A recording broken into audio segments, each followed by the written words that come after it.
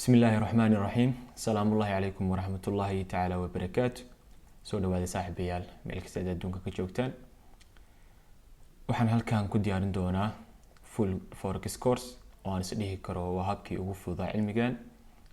waxaan ka soo bilaabi doonaa basic ilaa iyo advanced level. waxaan isku dabaqi doonaa course-kan ilaa 4 system oo kala duwan. mid kastana waxaan ka isticmaali doonaa inta iyagu muhiimsan oo aan u baahanahay marka aan sameynayo analysis si aan u fuliyo fursad. afarta system waxay kala noqon doonaan price action, ICT, SMC iyo market structure oo waliba advanced market structure ah. market structure-ka ayaynu si guud dhaqaaqiisa sida uu dhaqaaqo, goorta uu dhaqaaqa bilaabanayo, meesha uu gaari karo, meesha uu ka soo dhaqaaqayo ayaynu ku baran doonaa insha Allah. marka aan qaadanayo fursadna waxaan u baahanahay kaliya 4 tibis anigoo ku dabaqaya systemka aan isticmaalino markaas. waxaan rajeynayaa inay ku noqoto easiest forex course ama course-gii ugu fududaa suuqa forex oo aad YouTube-ka ku aragto. koorsada tan gebi ahaanba waa bilaash.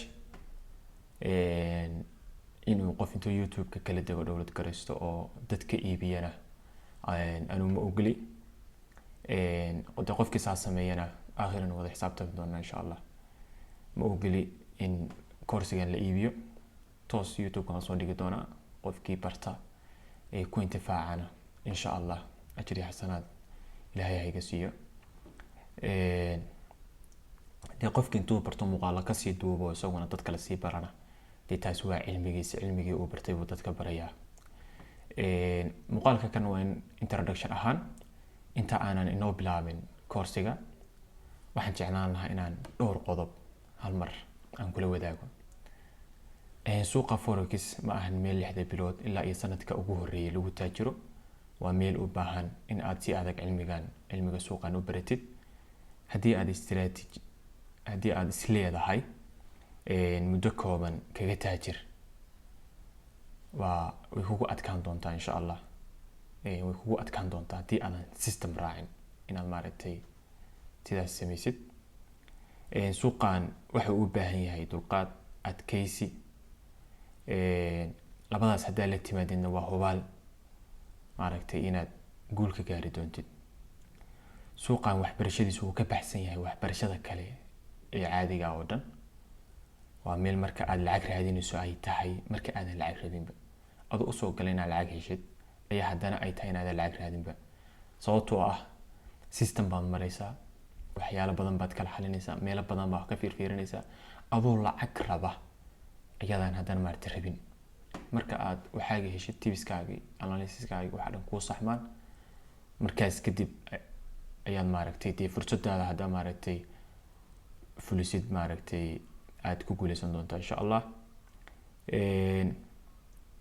waa meel process oo kaliya aad uga shaqeysan karto oo maaragtay processkeeda inaad martid maaha aadan wax kala sameyn karin. waa meel aad lacag badan ka sameyn karto. suuqa forex waa meel aad lacag badan ka sameyn karto, sidaas si lamidana aad lacag badan ku khasaari karto. oo labada wajiba way leedahay. oo haddii aad systemka iyo waxa sida tooska aad u raacina lacag badan ayaa laga yaabaa inaad ku khasaartid.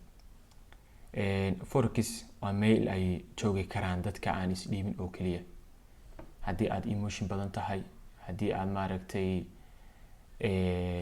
casaanka iyo lacagta maaragtay minus waxa aad ka baqaysid oo khasaaro neceb tahay ma sii joogi doontid. marka way kugu adkaanaysaa inaad maaragtay aad wax ka samaysid. forex-ka marka la joogo dadku aad waxay xoog u saaraan chartiska oo kaliya, laakiin waxa weyn oo aad u shaqeeya waa mindset-ka.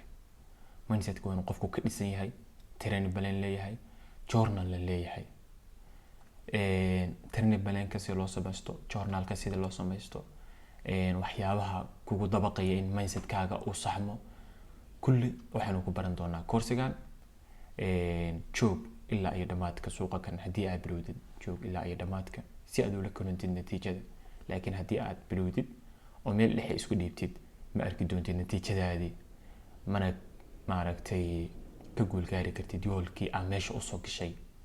marka joog ilaa iyo dhamaadka si aad ula kulantid natiijada.